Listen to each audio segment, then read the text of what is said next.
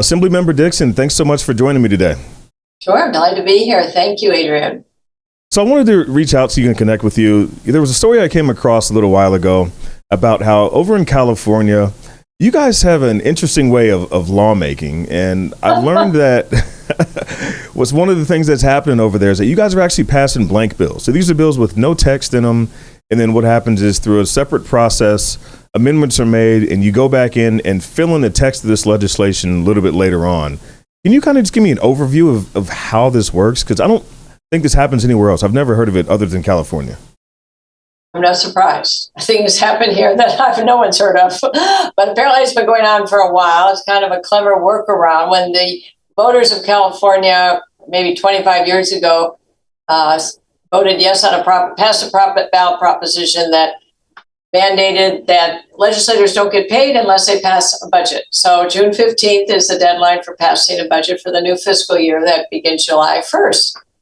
Well, funny thing happened to the way to passing a budget is let's pass a budget, but we don't have to finish all the little nooks and crannies of it, and we'll pass empty bills during the course of the legislative session. And so it goes through a process. There's no hearing on any of those bills. And then so they can drop in the content of, they're called trailer bills. They're trailing the budget to fill in all the items in the budget with trailer bills. So there's a lot of specificity. When we vote on the budget next week before June 15th, I expect to see, I'm not on the budget committee, but I expect to see a document come my way to look at the proposed budget, and it will have a lot of numbers in it, a lot of line items, but there will be a lot of big bucket items that don't have detail broken down, and this is where the trailer bills come in and fill in all those empty boxes. And we will have passed the budget, and then these trailer bills will need to be voted on again. Now, we've already voted on them as empty vessels.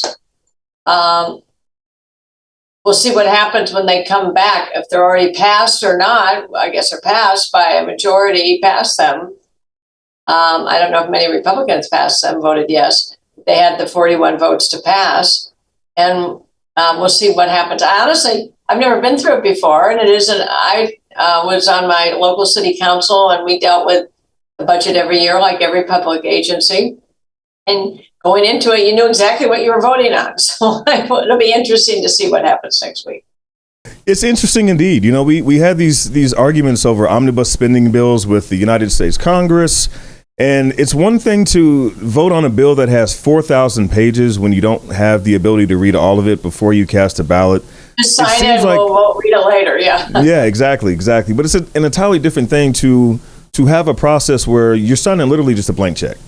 And I think if voters really understood what was happening, a lot of people would object to this. I mean, I know that it's a law that it has to be passed by a certain date, and that there's a per day fine that's assessed in terms of, legislators not being paid if it's not passed. But that doesn't really seem like an excuse to just give literally the government a blank check that they go back in and fill in billions and billions of dollars of appropriations later on in the process. I mean, do you feel that this is disenfranchising voters? Yes, absolutely. And that's why it's good, like people like yourself calling attention to this, because people, their eyes glaze over when the subject of a budget. Now, major local media in California, I mean, when I say major, like the major cities, San Diego, Orange County, Los Angeles, San Francisco, Sacramento, they cover it. But the average person, who knows who's reading a newspaper today, but the average person is simply not aware of it. I mean, it's the crime of not having newspapers or a viable news media. Fortunately, people like yourself can carry this message and call attention to it. We'll see. Now, also, parenthetically, Governor Newsom has, in the last 2 weeks, proposed a whole basket full of legislation related to CEQA, which in California is the California Environmental Control Act that's been on the books for like 40 or 50 years. And the CEQA law, I think, was passed under Ronald Reagan when he was governor. It was designed to make sure that the environment is not damaged, and there are mitigation effects to make up for any kind of environmental harm that would come from an impact with some development process. Well, that over the last 50 years has become a gold mine for lawyers and everyone, neighborhood groups and activist groups who just want to delay the process. And that's actually contributing to our housing crisis. And when I was campaigning, I even said we needed to reform CEQA. I think everybody, at least people who want efficiency in government, want to reform CEQA. So when the governor comes in now and says a package of bills to reform CEQA, you've got 2 weeks to look at these bills. Even the Democrats are saying, well, wait a minute, we need more time. This is major infrastructure, major environmental issues, and the environmentalists want more time. So we haven't resolved, the governor hasn't resolved this yet, but I haven't seen any of those pieces of legislation. So it's kind of the good and the bad. I want CEQA to be amended and create streamlined processes to save time on building homes or buildings. But we'll see what happens. And if there's costs associated with it, because it's coming from the budget, that will be interesting as well. So I don't know, but that is important news that's going to come out of California, what happens with the governor's CEQA efficiency legislation. I understand it's major legislation on infrastructure and water. So we'll just see what happens, because we don't, we had a lot of water this year, but we've had droughts in other years. And the voters approved a ballot measure in 2014, billions of dollars to build water reservoirs, and as well as other infrastructure improvements. Not a single reservoir has been built in California since 1979. So all this rain washed into the ocean. So we have a lot of infrastructure needs. So we'll see how that gets identified and resolved in the budget when there's no money. We've got a $32 billion deficit. So I don't know what kind of ideas he's coming up with and how they're going to be paid for. But he says no taxes. So no taxes, deficit, and more spending. So we'll just see what he's going to do. It's kind of a head scratcher. Yeah, I mean, it sounds like one of those situations where the math isn't math, and I don't know how you do all those things and not increase taxes. I mean, you're like one of the highest tax jurisdictions in the entire country. Number 2 in the country. And as far as environmental concerns, I mean, yeah, you guys have some issues out there. I mean, it's when we had the wildfires, well, every summer when we have wildfires in the California area, up in Redding and other areas up near Sacramento. Terrible. It's absolutely horrible. Thousands of homes are destroyed. People's lives were uprooted, and they blame climate change. But really, a lot of times it comes down to deforestation policies that they have, and the lack of the state government and the governor's office to really prioritize doing the things that need to be done in order to prevent those fires from being able to spread. Well, forest management is one thing also, because there's been such a shift for the public utilities to invest most of their capital in new climate change related energy sources, non-fossil fuel. This is what their mandate is. And so I've learned that, and this is public information, that just the infrastructure maintenance of our utility lines has not kept pace with the normal maintenance schedules. And so I think PG&E, I think it was PG&E, that was sued and has to pay a lot of money because they frankly weren't maintaining their electric antennas and the ground and all the shrubbery and forest, not forest, but just the shrubbery around it. I mean, just the maintenance, fire maintenance. Anyway, the current problem about wildfires, I don't know if you read about this, is that insurance companies do not want to, it's too costly for them to operate in the state of California. So there was news about a week ago, earlier this week, that State Farm has pulled out of California on their homeowners insurance. Other forms of insurance, automobile, I think they're staying in, but commercial and a homeowner, they're pulling out because it's too expensive because of the wildfires. And there's some laws in California, insurance laws, and insurance commissioner manages this. He's elected. And it just the formula that insurance companies must follow in order to set their rates is based on past and not future risks. It's all very more complicated than it needs to be. The bottom line is insurance companies can't do business, starting with State Farm. And then I have residents in my district in South Orange County, California, that live adjacent to wildfire areas, and their fire insurance rates are as much as their house payment. So I think we're headed for some serious problems when it comes to homeowner insurance in fire areas and non-fire areas. Yeah, and it seems like a lot of these policies that lead to some sort of mismanagement or just bad policies like the blank bills. I agree. I hate to make it a partisan issue, but they seem to almost be exclusively supported by Democrats. I mean, every Republican that I've seen, at least on the blank budget bills, voted no, while everybody in the opposing party voted yes. Adrian, when you have a one-party legislature, there's no debate, there's no consensus, negotiation, give and take, back and forth, superficially perhaps.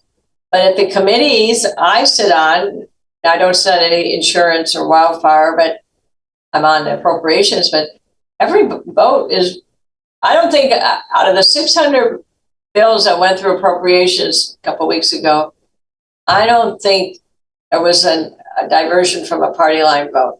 Democrats vote yes on every Democrat bill. 99.9% of the time. Yeah, it's good for the party and cohesion, but it seems to be really bad for the people when your leaders are ideologically driven and not necessarily looking out. You know what? It's bad because the people aren't informed. They're not getting their news. I don't know where they get their news. Hopefully, you've got 60 million people listening to you because you're the only voice who ever asked me these questions who could tell you the truth. People need to hear from you and cover California. The voices. California needs to. What's happening in Sacramento, and many Democrats will say this. There are moderate Democrats. They will say there are too many Democrats. They'll say that off the record. They won't say that publicly. You need a two-party system everywhere in our democracy, at every level of government, except local cities don't have parties; they're nonpartisan. But at the state level, in the Senate and the Assembly and in Congress, we need two parties to debate and go through all that sausage making that everybody talks about. I haven't seen much sausage making. It's already made.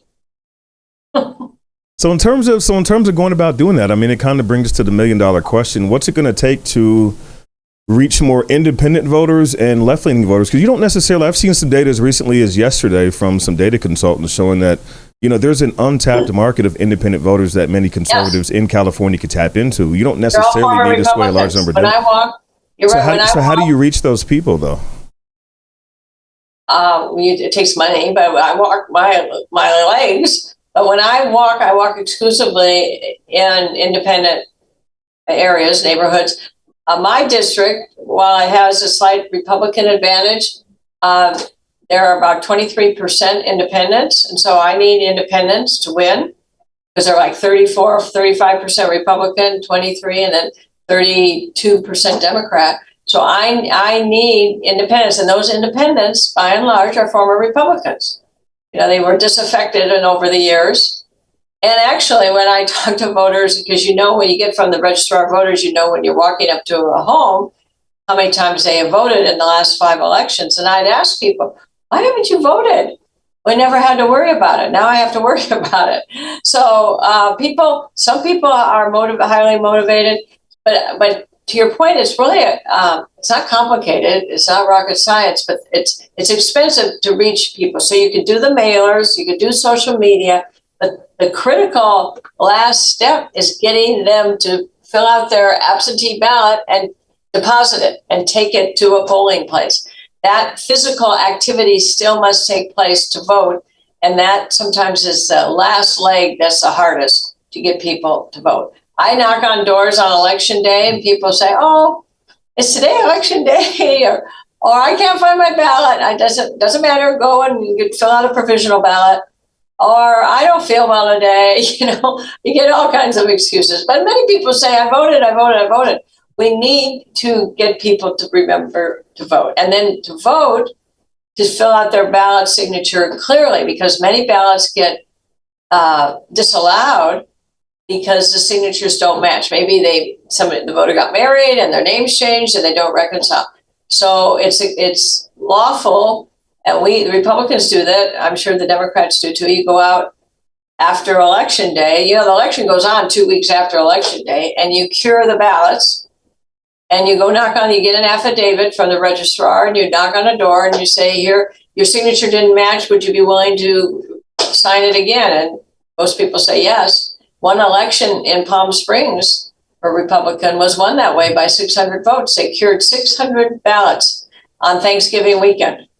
So that's what it takes. It's a lot of work, and there are a lot of motivated people, but grassroots is really critical for Republicans especially to win elections.